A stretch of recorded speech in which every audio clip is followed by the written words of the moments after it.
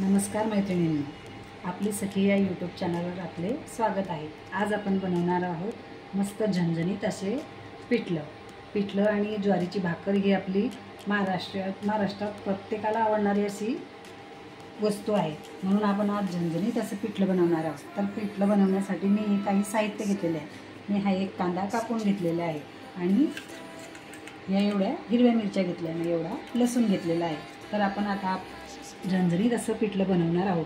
तर चला मग आपण पिठलं बनवूया। मी आता हे गॅसवर पातेलं ठेवलेलं आहे। पातेल्यात आपण आता तेल टाकणार आहोत।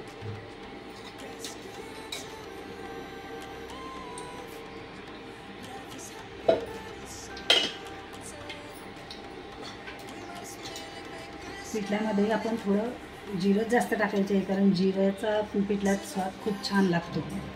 आता आपल्याला हे अगोदर मोहरी टाकायची आहे। मी तेलात मोहरी टाकलेली आहे आणि आता आपण थोडं जास्त असं जिरं टाकून घेऊया। जिरं मोहरी आपली तडकायला लागली आहे। आता आपण त्याच्यात कांदा टाकणार आहोत।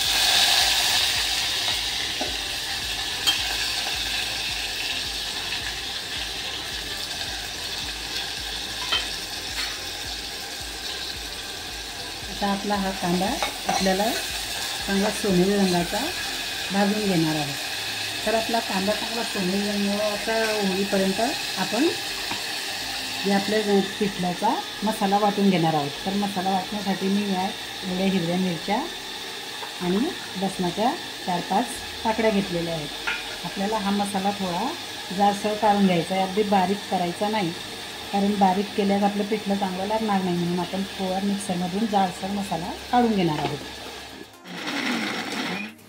या पद्धतीने आपल्याला मसाला जाडसर काढून घ्यायचा आहे, अगदी बारीक नाही, अगदी जाड पण नाही, असं आपण काढून घेतलेला आहे। आता आपल्या कांद्याला गुलाबी रंग किंवा सोनेरी रंग आलेला नाही आहे अजून, आपण त्याला थोडं अजून परतून घेऊया।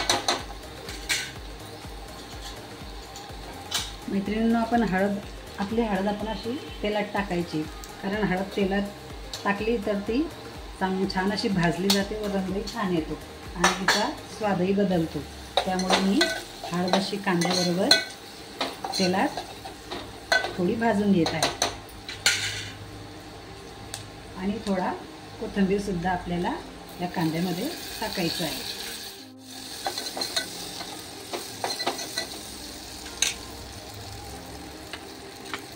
आता आपला कांदा सोनेरी रंगाचा झालेला आहे। तर आता आपण आपला हा मसाला, पिठल्याचा मसाला आपण या कांद्यात टाकून घेणार आहोत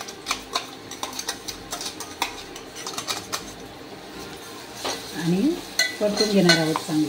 आता आपला हा पिठल्याचा मसाला सुद्धा आपल्याला कांद्यासोबत छान असा सोनेरी रंगाचा करून घ्यायचा आहे।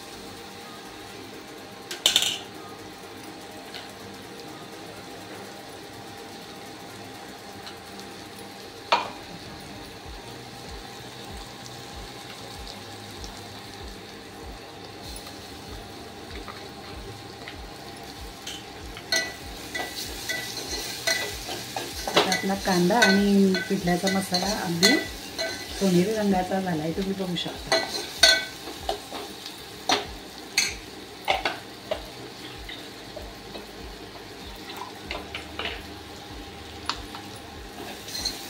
आता आपला मसाला पूर्णपणे तयार झालेला आहे। आता याच्यात आपण टाकणार आहोत आता पाणी।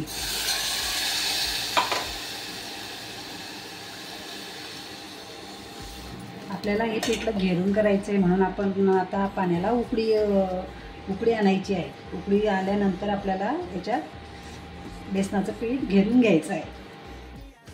आता आपल्या पाण्याला उकळी आलेली आहे। आपण आता त्याच्यात चवीनुसार मीठ टाकणार आहोत।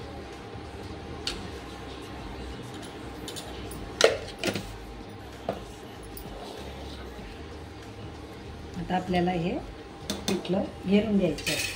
तर मैत्रिणींनो, पिठलं आपण जर का कोरडं पीठ टाकून चमच्याने हलवत गेलं तर आपल्या पिठल्यामध्ये मोठ्या मोठ्या गाठोड्या होतात आणि त्या गाठोड्यामध्ये कच्च्यासुद्धा राहू शकतात। म्हणून आपल्याला चमच्याचा वापर न करता असा रवीचा वापर करायचा आहे। मी या रवीने आपलं पिठलं घेरणार आहे, कारण रवीने पिठलं घेरलं तर आपल्या गाठोड्या मोठ्या होत नाही आणि बारीक बारीक छान अशा गाठोड्या होतात.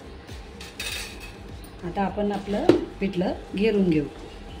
आता मी इथे हे 2 चमचे एवढे बेसनाचे पीठ टाकत आहे. आता मी एवढे पीठ टाकून घेतले. मैत्रिणींनो, हे आपण आपल्या रहिवीने चांगले असे घेरून घ्यायचे आहे. असे घेरले ना तर आपल्या पिठल्यात गाठोड्या होत नाही, जास्त मोठ्या गाठोड्या होत नाही आणि पिठल्यामध्ये छोट्या छोट्या गाठोड्या या खूप छान लागतात. म्हणून थोड्या गाठोड्या होऊ द्यायच्या आहे. या प्रकारे आपल्याला आपले पिठलं असं घेरून घ्यायचे आहे. आपला खाली गॅसही चालू आहे आणि वर असं आपलं घेरणंही चालू आहे. जर आपल्याला पीठ कमी वाटत असलं, पिठलं आपलं पातळ झालेलं वाटत असलं तर आपण थोडं त्याच्यात बेसन पीठ टाकू शकतो. ते आपल्या आवडीनुसार आहे. कोणाला जास्त पातळ आवडते तर कोणाला घट्ट आवडते. तुम्ही बघू शकता या प्रकारे एकही मोठी गाठोडी होत नाही आणि छोट्या छोट्या अगदी बारीक गाठोड्या तयार होतात. आणि बारीक गाठोड्या तयार झाले ना तर आपलं हे घेरलेलं पिठलं खूप असं स्वादिष्ट आणि छान रुचकर लागते. तुम्हाला मी चमच्याने दाखवते. आपल्या पिठल्यामध्ये एकही मोठी गाठ तयार झालेली नाही आहे. आता आपल्याला आपलं हे पिठलं चांगलं शिजू द्यायचं आहे. तुम्ही बघू शकता याच्यात एकही मोठी गाठ झालेली नाही आहे. बारीक बारीक गाठोड्या झाल्या आहेत. हे असं बारीक बारीक गाठोड्यांचं पिठलं खूप छान असं लागते. तुम्ही बघू शकता किती छान असं टेक्स्चर आलेलं आहे याला. अगदी आपल्या गाठा एकदम बारीक बारीक गाठोड्या झालेल्या आहेत.